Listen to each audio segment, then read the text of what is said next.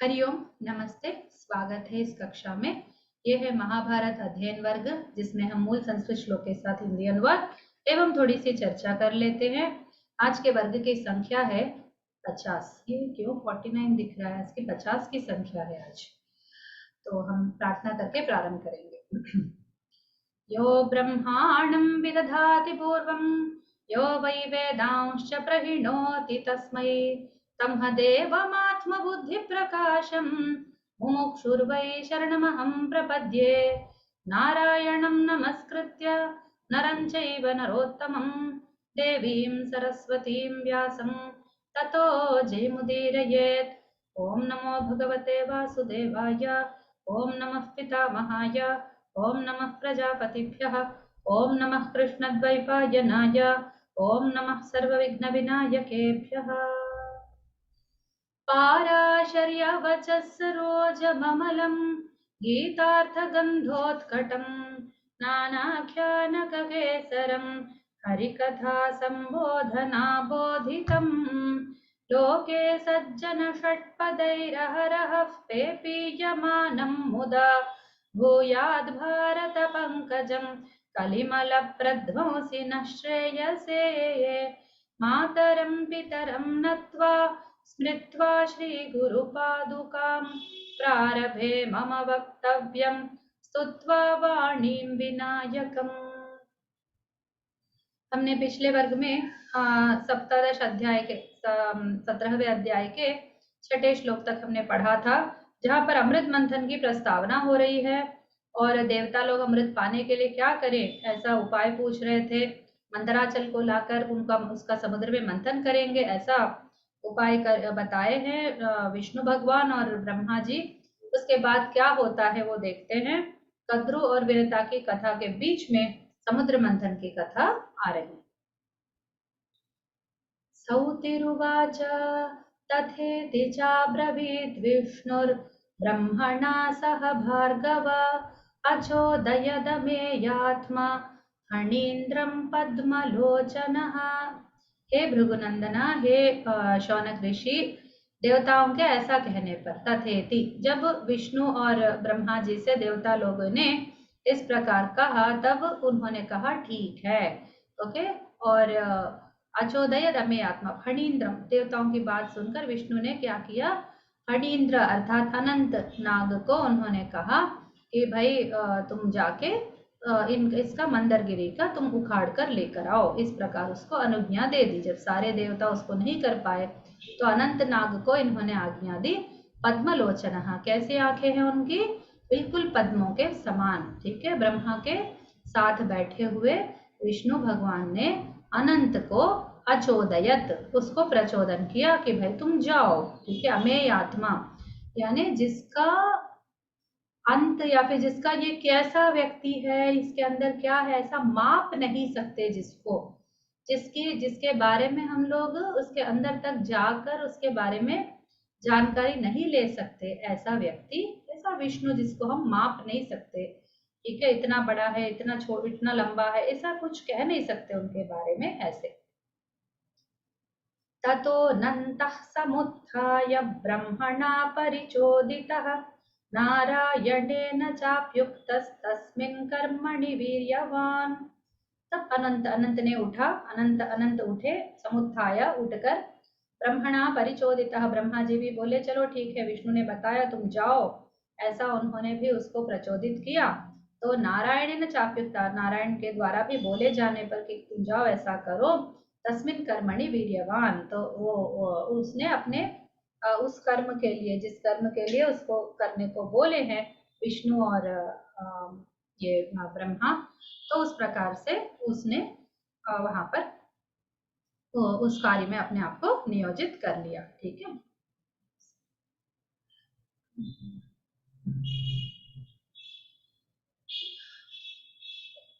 अथ पर्वतराजानं तमनन्तो महाबलः उज्जहार बलात् ब्रह्मन् सवनं सवनौकसम्।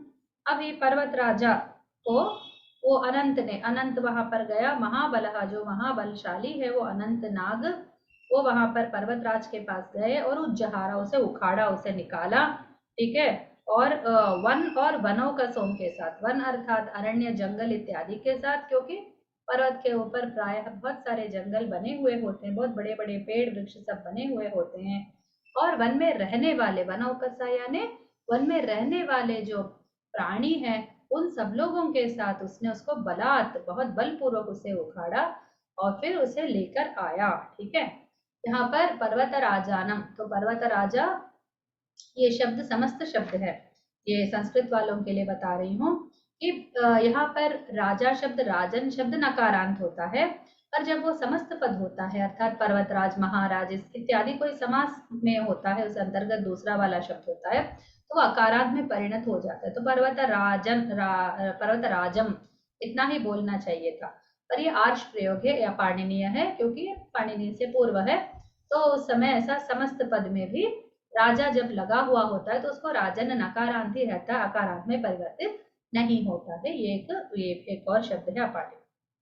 ठीक है, तो महाबल जो अनंत है उसने उसको बलात् उज्जहारा, उसको बलपूर्वक उसे उखाड़ा। पर्वत को उखाड़ना कोई सामान्य बात नहीं है। ओ ब्रह्मन, और कैसे उखाड़ा कि भाई उसमें जो उसके जो वन है सबको साफ करके नहीं निकाला, वन के साथ निकाला, और उसपे जो भी क्रूर जंतु रहते हैं, हिंसक पशु रहते हैं, उन सबके साथ उसको निकाला। ठीक है, और यहाँ पर हमको किसी की याद आती है, किसी का स्मरण होता है। कौन है वो? हनुमान जी। हनुमान जी का स्मरण होता है। उनको भी जब लक्ष्मण जी मूर्छित हो गए थे तो फिर उनको बताया गया था कि तुम जाओ और फिर संजीवनी बूटी लेकर आओ। तो बूटी को नहीं पहचानते हैं या फिर पहचान नहीं पाते या फिर अधिक ले आना चाहते, सबके लिए उपयोगी हो ऐसा लाना चाहते, इसलिए पूरे पर्वत को उखाड़ कर वो लेकर आ जाते। तो इसी प्रकार ये अनंत नाग भी उस पर्वत को उखाड़ कर लाया। ततस्तेन सुराः सार्धं समुद्रपति समुद्रमुपतस्थिरे तमोचुरमृतस्यार्थे निर्मथिष्यामहे जलम। तब उसके बाद दो सुर लोग, जो जो देवता लोग हैं, वो सब लोग समुद्र के पास गए। ठीक है, उनको समुद्र मंथन करना था, तो समुद्र उपतस्थिरे, समुद्र के पास गए, सब लोग मिलकर गए। तमोचुः, उससे बोले। ठीक है, अमृतस्यार्थे, अमृत के लिए उससे बोले। निर्मथिष्यामहे जलम, हम लोग तुम्हारे जल को मंथन करेंगे, ऐसा उन उन सारे देवताओं ने बोला समुद्र से। देखिए ये कितना एक अच्छा सा, बोलते हैं कि एनवायरमेंटलिज्म, एनवायरमेंट के बारे में यानी पर्यावरण परिरक्षण के बारे में हम लोगों को कोई जानकारी नहीं है। देखिए यहाँ पर एक ये पर्यावरण का वस्तु भी है, और यहाँ पर बहुत सारी बातें जो मैं आपसे मैं साझा करना चाहूंगी। एक बात तो है कि समुद्र के पास जाकर इन्होंने आज्ञा ली कि भाई समुद्र हम आपको मंथन करना चाहते हैं। तो इससे ये पता चलता है कि समुद्र भी मनुष्य जैसे हैं। तो ये क्या, समुद्र, नदी और ये वन, जंगल, वृक्ष, ये सब ऐसे क्यों बात करते हैं जैसे वो देवता, जैसे कोई मनुष्य बात करते हैं? क्या वो वस्तुएं नहीं है? तो पुराने जमाने में, पुराने समाज में, हमारे प्राचीन जगत में ये प्रायः ये सारे लोग लोग जैसे रहते थे, कोई वस्तुओं जैसे नहीं रहते थे। एक ये बात है। और दूसरा ये कि समुद्र के पास जाकर उन्होंने अनुज्ञा ली कि भाई हम तुमको ये करते हैं कि तुम्हारे जल को हम लोग मंथन करेंगे। ठीक है, इस प्रकार उन्होंने उससे बोला ताकि वो प्रिपेयर्ड रहे। ये नहीं कि भाई समुद्र है तो हम लोग तो देवता हैं तो जो चाहे हम कर सकते हैं, ऐसा नहीं। कि समुद्र से उन लोगों ने एक बार अनुज्ञा टाइप का कुछ लिया। ठीक है, कि हम लोग करना चाहते हैं ऐसा। तो ये एक शिष्टाचार होता है कि किसी से भी हमको आवश्यकता हो तो उसके पास जाकर उसको बताए कि भाई तुमको तो सहमति है ना, तुम तो स्वीकार करते हो ना, तुमको तो कोई आपत्ति नहीं है ना। इस प्रकार पूछ के उनसे, जब हम लोग कुछ कार्य करने वाले होते हैं, उनसे कुछ कार्य लेने वाले होते हैं, तो इस प्रकार बोलना एक शिष्टाचार होता है। ठीक है, तो सारे देवता लोग जाकर उससे पूछे कि भाई हम तुमको मथेंगे, तुमको कोई समस्या तो नहीं है, इस प्रकार। ठीक है, अपां पतिरथोवाच ममाप्यं शोभवेत्ततः सोढास्मि विपुलं मर्दं मन्दरभ्रमणादिति। फिर ये अपामपति, ये जो समुद्र है, जलों का राजा है, क्योंकि बहुत सारा जल समुद्र के पास रहता है। उसने कहा कि इसमें मेरा भी अंश हो, आप लोग मंथन करके समुद्र में से अमृत लेने वाले हैं, तो इसमें से मेरा भी अंश मुझे मिलना चाहिए, जो अमृत का भाग हो, मुझे भी थोड़ा सा अमृत चाहिए। तो तब मैं इस दर्द को, इस दुख को, जो बहुत बड़ी पीड़ा होने वाली है कि भाई तुम लोग मेरे अंदर पर्वत भी डालोगे, उसको मत भी डालोगे, मेरा सारा पानी इधर उधर हो जाएगा, मेरा सारा अस्तित्व छिन्न भिन्न हो जाएगा। तो वो जो मंदरगिरी के भ्रमण से वो जो हिलने वाला है, पूरा घूमने वाला है मेरे अंदर जाके, उससे जो भी मुझे उससे पीड़ा होने वाली है, इस मर्दन को, इस दर्द को मैं सह लूंगा, ऐसे उसने बोला। कि हाँ पर भाई ठीक है, फिर मैं क्यों फालतू में सहूं। देखिए सेवा भावना अलग होती है। तो कुछ लोग होते हैं भाई हमें कुछ नहीं चाहिए, ठीक है, आप बस अपना अपना भलाई कर लो और फिर आप चले जाओ, मुझे कुछ नहीं चाहिए आपसे, ऐसा बोलने वाले लोग भी होते हैं। पर समुद्र ने ऐसा नहीं किया। ये लोग आके पूछे कि भाई हम मत ना जाते, तो बोलते हैं कि भाई नहीं नहीं, मेरे को भी इसमें भाग चाहिए, अमृत जब मिलेगा तो मैं भी पीऊंगा अमृत को। इस प्रकार उसने पहले ही बात कर ली। तो ये क्या एक पुण्य होगा क्या, ये एक व्यापार हो गया क्या, एक बार्टर सिस्टम है, बार्गेन सिस्टम है, क्या है ये, बार्गेन क्यों कर रहा है इस प्रकार का, ऐसी भावना आती है। तो विश्व में 3 प्रकार के लोग होते हैं, उत्तम, मध्यम और अधम। कुछ लोग होते हैं जो कई दिनों तक कई कार्यों में बिना किसी इसके रोक टोक के बहुत अच्छा भलाई करते रहते हैं, सभी का भलाई करते रहते हैं, यहाँ तक कि क्रूर दुष्ट अधर्मी लोग होते हैं तो उनकी भी सहायता करने लगते हैं, इतने अच्छे होते हैं वो लोग, साधु संत महात्मा लोग। कुछ लोग माध्यमिक होते हैं, उनको कोई लाभ हो तो वो लोग हेल्प करते हैं, या कोई और हानि ना हो तो हेल्प करते हैं।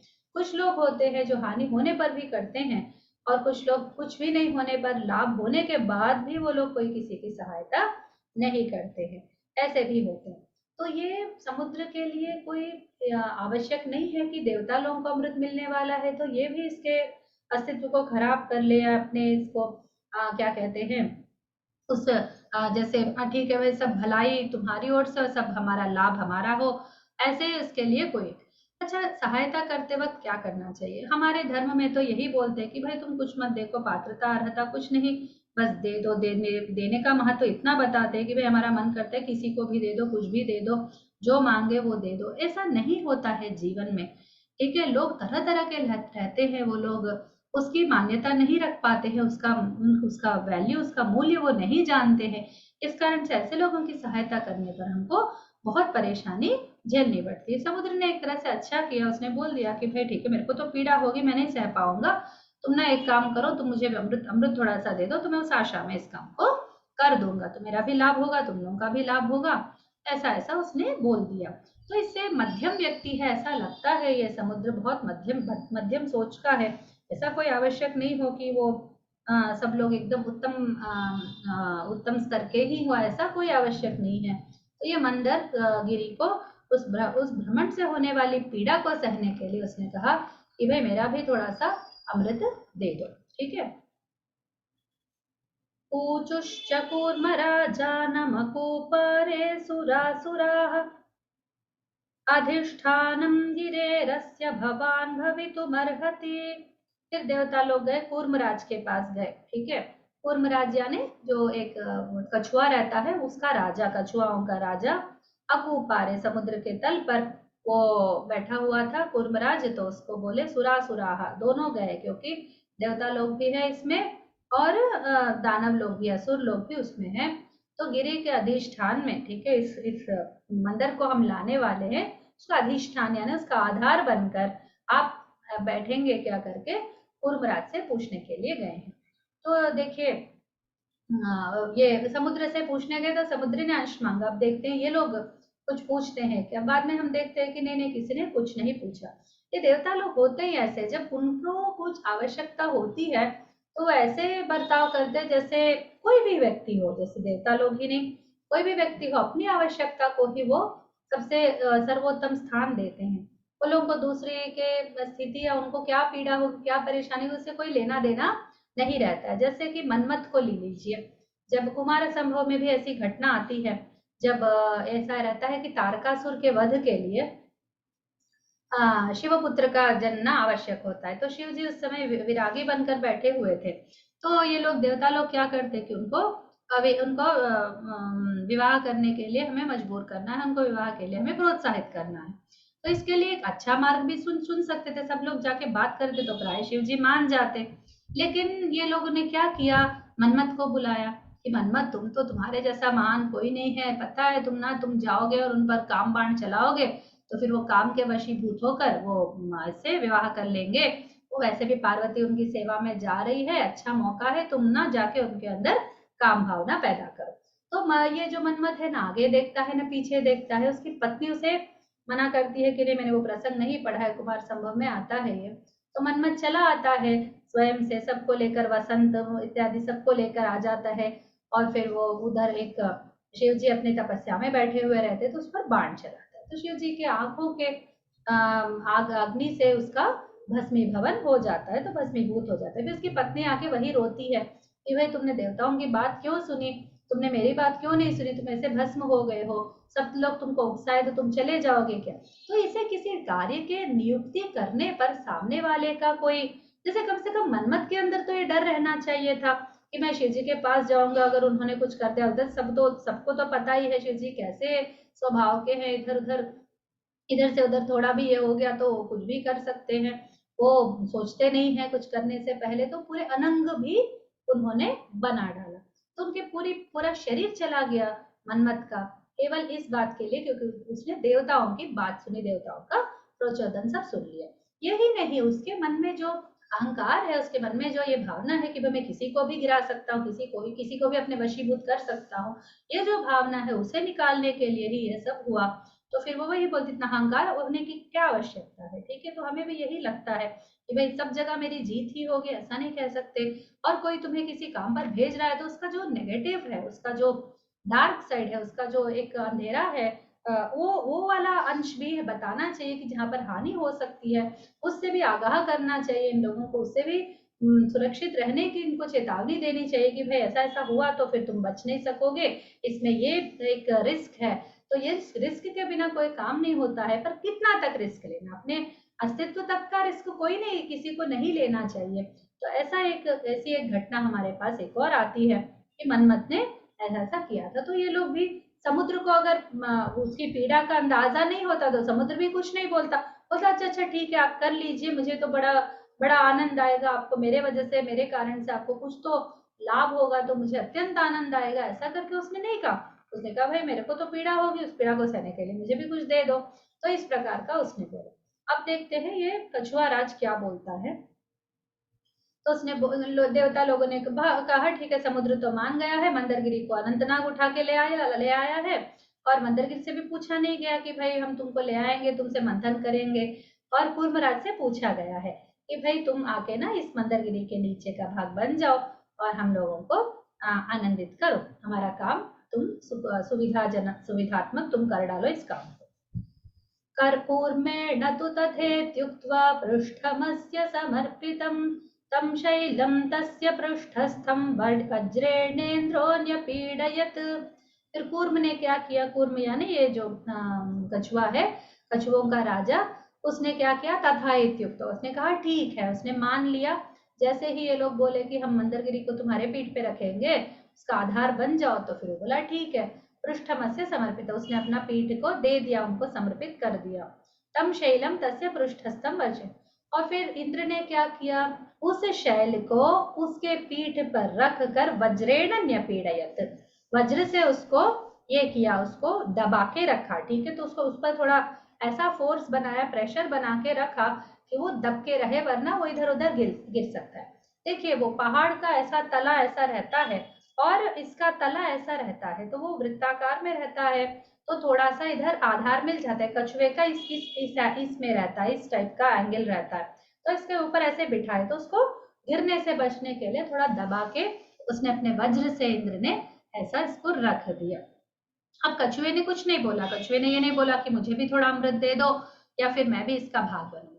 एक्चुअली ये कछुआ जो है वो कूर्मावतार के इसमें आता है, विष्णु जी का अवतार होता है। मैंने किसी और इसमें, जैसे मैंने आपको पहले ही बताया कि कई सारे पुराणों में इसका प्रसंग आता है, तो एक और कहीं पर मैंने पढ़ा था कि पहले ये लोग क्या है, मंदरगिरी को डाल देते हैं समुद्र में और करने लगते, तो ठीक से घूमता नहीं है क्योंकि नीचे कुछ ऐसा उसका तल रहता है, तो तल कैसे घूमेगा, उसके लिए कोई कुछ वृत्ताकार वाला, कुछ सर्कुलर, कुछ ऐसा चाहिए आइटम जिस पर वो रख के उसको कर सके। तो उसको बनने के लिए वो विष्णु से प्रार्थना करते तो विष्णु भगवान ही कूर्म बनकर आते हैं और मंदरगिरी के नीचे चले जाते हैं, ऐसा मैंने पढ़ा था। तो यहाँ पर तो डायरेक्टली कूर्मराज से उन्होंने पूछ लिया और कार्य होने से पहले उन्होंने, मतलब कार्य के बीच में जब कार्य नहीं बन रहा था तब आके पूछे, ऐसा मैंने पढ़ा था। और यहाँ पर महाभारत में तो ऐसा है कि उन्होंने कुछ पूछा नहीं, किसी से कुछ नहीं कहा, बस वो यानी बीच में कार्य, पूर्व कार्य के बीच में ऐसा होना ये सब नहीं है। वो पहले से ही कछुए से बात कर लिए कि भाई हमें तो कोई आधार चाहिए और तुम बन जाओ ऐसा, तो उसने फिर हाँ कह दिया। मन्थानं मन्दरं कृत्वा तथा नेत्रं च वासुकीं देवामथितुमारब्धाः समुद्रं निधिमम्भसाम् अमृतार्थे पुरा ब्रह्मंस्तथैवासुरदानवाः एकमन्तमुपाश्लिष्टा नागराज्ञो महासुराः विबुधाः सहिताः सर्वे यतः पुच्छं ततः स्थिताः। मंथानम मंदरम कृत्वा, अब एक कार्य हो रहा है तो जल को मथन करना है। सबसे पहली बात समुद्र से बात कर ली, फिर मंदरगिरी को क्या बनाना है, उसको मथनी बनाना है। ठीक है, मथनी यानी ऐसे हम जो पूर्व काल में देखते हैं कि वो यशोदा और कृष्ण जी से संबंधित सभी वीडियोस में हम लोग देखते हैं कि वो लोग जो गोपांगनाएं होती हैं वो लोग उससे हमेशा उसको मथनी से करते रहते। तो मथनी कैसा रहता है, एक घट रहता है, एक घड़ा रहता है, उस घड़े के अंदर एक दंड को डालते हैं, उस दंड को एक रस्सी से बांधते हैं और उस रस्सी से इस प्रकार वो लोग खींचते हैं तो वो घूमता है अंदर, और उससे जो उसमें ये जब डिस्टरबेंस आता है तो उससे वो जो उसके अंदर का बटर है, उसके अंदर का नवनीत है, वो ऊपर आके बैठ जाता है। तो इस प्रकार का मथने के लिए वैसा ही कुछ कार्य यहाँ पर हो रहा है। तो मथनी तो वो बन गया है मंदर पर्वत, और फिर नेत्रम जो वासुकी, उसके लिए जो रस्सी चाहिए उसको जो पकड़ के खींचने के लिए वो वासुकी नाग बन गए। ये अनंत नाग भी वासुकी नाग भी एक ही है ऐसा लगता है। ठीक है, देवा मथितुमारब्धा समुद्रम निधिमंभसा, तो देवता लोग और असुर लोग सब मिलकर, यहाँ असुरों का नाम नहीं है, पर अमृत के लिए मथितुमारब्धा, उन्होंने उसका मंथन करना प्रारंभ किया। निधिम अम्भसाम, अम्भस यानी पानी, अम्भसाम यानी पानियों का, अर्थात ये अम्बस शब्द है वो ऐसा ऐसा प्रयोग हुआ है।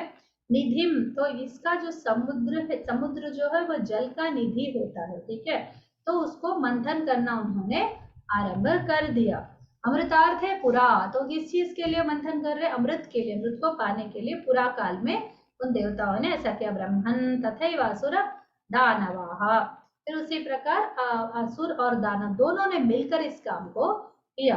एकम अंतम उपाश्लिष्टा नागराज्ञो महासुरा, तो एक अंत में जो महासुरा, जो असुर लोग हैं, उन सारे लोगों ने दो पार्टी बनाई। ठीक है, एक देवताओं का पार्टी, एक असुरों का पार्टी। तो असुरों का जो विभाग है उसने क्या किया, पता नहीं किसका निर्णय था, एकम अंतम उपाश्लिष्टा, उन्होंने एक सिरे को पकड़ा, विबुधा सहिता सर्वे यतः पुच्छम ततस्थिता, तो एक अंत यानी सर वाला भाग, ठीक है, शीर्ष वाला भाग, क्योंकि यतः यतः पुच्छम, जहां पर पुच्छ यानी जहां पर उनका पूंछ है वहां पर कौन स्थित है, विबुधा, यानी देवता लोग वहां पर स्थित हो गए। ठीक है, देवता लोग स्थित हो गए हैं पूंछ के पास, और असुर लोग स्थित हो गए हैं और उस दूसरे अंत, दूसरा सिरा यानी सरों के पास, जहां पर सर रहता है नागराज का। तो एक बंतम उपाश्लिष्टा, उसको अच्छे से पकड़ लिया देवता असुर लोगों ने, जहां पर उनका मुख है, वासुकी का मुख भाग है, और विबुधा सहिता सर्वे, और देवता लोग, विबुधा यानी देवता, वो सारे मिलकर जहां पर रस्सी उसका पूंछ भाग है उधर को उन्होंने पकड़ लिया। ऐसा कहते हैं कि पहले वो लोग पूंछ पकड़ने वाले थे असुर लोग, लेकिन फिर उन्होंने देखा भाई हम इतने उन्नत लोग हैं कि भाई हमसे पूंछ पकड़वाते हो, नहीं नहीं नहीं बिल्कुल नहीं, हम पूंछ नहीं पकड़ेंगे, हम तो बड़े हाई क्वालिटी वाले लोग हैं, हम तो सर पकड़ेंगे। ठीक है, फिर हमारी दादी माँ बचपन में कहानी सुनाई थी, उसमें ऐसा था कि वो बोले कि भाई हम तो पूंछ नहीं पकड़ेंगे, हम बहुत महान लोग हैं। देवता लोग बोले अच्छी बात है तुम लोग, फिर वो लोग विष्णु के पास जाते हैं कि भाई पूछने के लिए कि तुम क्यों ऐसा करने देते हो, वो लोग देखो हम पर दबाव डाल। तो विष्णु बोलते अरे पगले लोग, जो सांप होता है उसके मुख से बहुत सारा विष आता है, तो तुम लोग को प्रॉब्लम होगी। वासुकी का मुख कोई सामान्य मुख नहीं है, तो अच्छा है तुम लोग बच जाओगे, तुम लोग जाके उसके पूंछ की तरफ ही रहो, और ये असुर लोग इसको यहीं रहने दो। तो फिर वो उगल रहा था, बहुत सारे उसके मुख रहते हैं वासुकी के, तो वो कंटिन्यूअसली विष उगलता था, तो उससे उनको बहुत ही पीड़ा हुई। राक्षसों को बहुत सारी गर्मी हो गई थी उनको। तो इस प्रकार की कहानी भी हमने पढ़ी है। हमेशा सब जगह पर हमें बढ़ा चढ़कर ही रहना है, ऐसा नहीं सोचना चाहिए। इसीलिए तो असुर होते हैं, असुर को अकल नहीं होता है, ठीक है, अकल से काम लेना चाहिए। देवता लोगों के पास अकल है, इसलिए उन्होंने पूंछ वाले भाग को ले लिया। महाभारत में तो उन लोगों ने सीधा सीधा ही ले लिया। अनन्तो भगवान् देवो यतो नारायणस्ततः शिर उत्क्षिप्य नागस्य पुनः पुनरवाक्षिपत्। अब ये अनंत नाग जो है वो वहीं पर खड़े रहे जिधर भगवान नारायण थे, ठीक है। तो नारायण तथा वे वासुकी नाग के सिर को बार बार ऊपर उठाकर झटकते थे। तो फिर ये वासुकी अनंत भगवान, ये वासुकी अलग है अनंत अलग है। यहाँ पर ऐसे बातों से लगता है कि वासुकी नाग को ये उसका मथनी का जो रस्सी है वो बनाया गया है, और अनंत क्या करता था, उसके उसको उखाड़ के उसका शिरा उक्षिप्य नाग से पुनः पुनः वो नीचे ऐसे डालता गया, ठीक है। तो इस प्रकार यहाँ पर हम लोग आज का वर्ग समाप्त कर देते हैं। आगे के वर्ग में हम लोग आगे की कहानी बढ़ाएंगे कि क्या होता है, इन्हें अमृत मिला कि नहीं मिला, सुरासुरों के बीच में क्या ये हालत हुई, ऐसे फिर ये ऋषि शाप कैसे दिया, कद्रु ने अपने बच्चों को शाप क्यों दिया, और फिर विनता और कद्रु के बीच में क्या ऐसा हो गया कि विनता कद्रु की दासी बन गई, इत्यादि इत्यादि जितना भी समाचार है हम आगे बिल्कुल इसको पढ़ेंगे, ठीक है। ये महाभारत के पठन से हमें इस प्रकार की काफी सारी जानकारी हमें मिलती रहती है। इसे निरंतरता से हमें सुनते रहना चाहिए, और इसके केवल पुण्य नहीं, कई सारी बातें हमको सोचने को मिलती है। जैसे अभी अभी हमने समुद्र की बात सुनी कि उसने कहा कि भाई मैं तो करूंगा सहायता, पर मुझे अमृत का शेर चाहिए। तो इस प्रकार का बोलना, कुछ कुछ बात ऐसा होता है कि कुछ अच्छे लोग होते हैं, वो बहुत दिनों तक बिना कुछ मांगे सहायता करते रहते हैं, पर जब कोई व्यक्ति एक व्यक्ति उनको बुरा करता है, जैसे उनके सहायता लेने वालों में से अच्छे लोग भी होते हैं, बुरे लोग भी होते हैं। सहायता करने वाले हमेशा अच्छे होते हैं, अच्छे मन से करते हैं, और सहायता लेने वाले बुरे भी हो सकते हैं। और कई बार ऐसा होता है कि उन्होंने ना तो थैंक्स बोला, ना तो इनको कोई कृतज्ञता समर्पण किया, वरन ऊपर से और जो सीना जोरी करते हैं कि भाई तुम ही गलत हो, ऐसा उनका हानि करने का भी कभी कभी प्रयास करते हैं, ठीक है। तो वो इस कारण से अच्छे लोग भले लोग क्या है, दूसरों की सहायता करने में थोड़ा सा हिचकिचाते हैं, ठीक है। तो वो लोग नहीं कर पाते हैं दूसरों की सहायता इस कारण से कि एक जगह पर जला हुआ, जैसे दुग्धे न दग्धा बालः दध्यपि पूत्रित पिबत। तो क्या होता है, वो जो दूध दिया उसको गर्म कर, तो बच्चे ने मुंह से लगा लिया, हाँ हाँ हाँ जल गया मुंह जल गया, क्योंकि दूध गर्म है।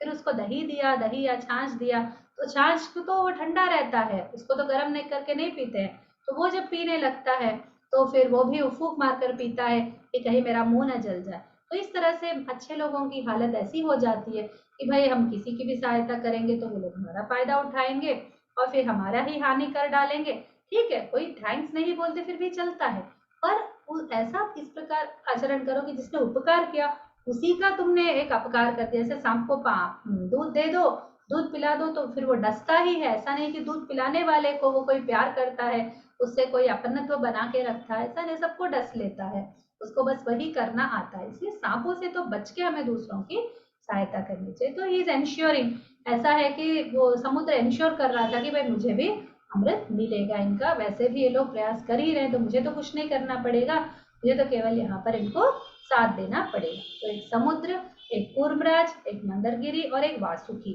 4 एलिमेंट्स इसमें इन्वॉल्व है, और सुर असुर, देवता लोग और दानव लोग सभी। तो वासुकी से भी पूछा नहीं गया, देखिए पहले मंदर से भी नहीं पूछे ये लोग, मंदरगिरी तो उखाड़ने चले गए डायरेक्टली, वो नहीं आया बोल के फिर वासुकी सॉरी अनंतनाग को भेज के उसको मंगवा लिए, और उससे पूछा नहीं गया, केवल समुद्र से पूछे, कूर्मराज से पूछे, और कूर्मराज ने कोई कंडीशन नहीं रखा, ठीक है। और फिर वो जो रस्सी बनने वाला था वासुकी, उससे भी कुछ नहीं पूछा, ठीक है, उसको डायरेक्टली लेकर काम में डाल दिया। ठीक है, तो इस प्रकार के सारे ऑब्जर्वेशन हम कर सकते हैं महाभारत को, एक पौराणिक कथा, इससे पुण्य मिलता है, ऐसी भावना से परे और भी बहुत सारे हैं जो लौकिक में, ऐसा नहीं है कि केवल वो परलोक में ही काम आता है ये वाला विज्ञान, या पारलौकिक चीजों में ही, जैसे संतुष्टि है, जैसे पुण्य है, इत्यादि जो कुछ दिखता नहीं है वो सब भी हमारे अकाउंट में आ जाते हैं, इसमें कोई लेश मात्र भी संदेह नहीं है।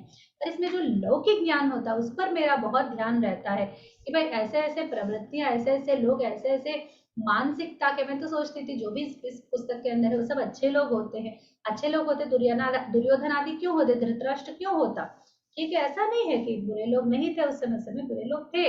तो बुराई को कैसे समझना, कैसे पकड़ना, कैसे सोचना, कैसे चिंतन करना, यही बात थी मेरे गुरुदेव की, जो मुझे महाभारत को पढ़ाने पे और फिर इस पे वर्क करने के लिए, पढ़ने के लिए, सबसे सर्वोत्तम तो मैं अपने लिए पढ़ना चाहते हुए मैंने महाभारत का विषय लिया है, ताकि मैं पढ़ूं और सब लोग सुने, तो फिर एक मेरा भी ये हो जाएगा कि सब लोग के साथ करूंगी तो उनके उनके लिए भी अच्छा होगा, मेरे लिए भी अच्छा होगा, वरना मैं घर में बैठ के भी शांति से अपना पुस्तक खोल के अपने अपने अपने आप पढ़ सकती हूँ उसको। पर मैंने ऐसा नहीं करके प्रतिदिन ये वाला करने का प्रयास इसीलिए किया ताकि दूसरे लोगों को भी इसका लाभ मिले, स्वयं जो नहीं पढ़ सकते, स्वयं जो इसके लिए समय नहीं निकाल सकते, जो लोग संस्कृत को नहीं समझते हैं, उन लोगों के लिए थोड़ी और धार्मिकता के विषय जोड़कर, थोड़े और अच्छे सनातन धर्म के विषयों को मैं इसमें यथाशक्ति, यथा मेरी जानकारी इसमें योजित करके पढ़ा रही हूँ। चलिए यहाँ पर ये वर्ग हम समाप्त करते हैं, अगले वर्ग में पुनः हम लोग मिलेंगे, तब तक स्वस्ति प्रजाभ्यः परिपालयन्तां न्याय्येन मार्गेण महीं महिषाः गोब्राह्मणेभ्यः शुभमस्तु लोकाः समस्ताः सुखिनो भवन्तु, सर्वे भवन्तु सुखिनः, सर्वे सन्तु निरामयाः, सर्वे भद्राणि पश्यन्तु मा कश्चित् दुःखभाग् भवेत्। ओम श्री रामार्पणमस्तु। धन्यवाद दीदी।